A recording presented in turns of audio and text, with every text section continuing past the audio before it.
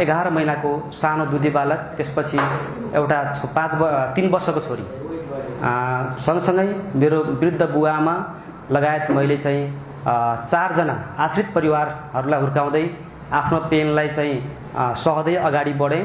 र त्यो बिचमा मैले चाहिँ एउटा यो पुस्तक लेख्ने जमर्को पनि गरेँ, पुस्तक लेखेँ जुन आशा नामबाट चाहिँ प्रकाशन गरेँ।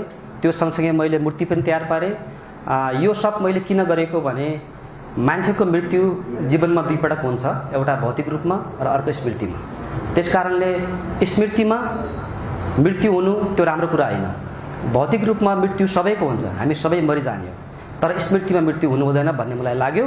र मैले मेरो श्रीमतीज्यू भौतिक रूपमा मसँग नरहे तापनि एउटा स्मृतिमा रहनेछन् र समयको क्रम सँगसँगै बिर्सन सक्ने त्यो स्मृतिका पलहरूलाई सम्झाइराख्नेछ र स्मृतिमा रहिराख्नेछ भनेर मैले एउटा चाहिँ पुस्तक र एउटा उनको मूर्ति शालिग निर्माण गरेर घरमा राखेको छु। सम्पूर्ण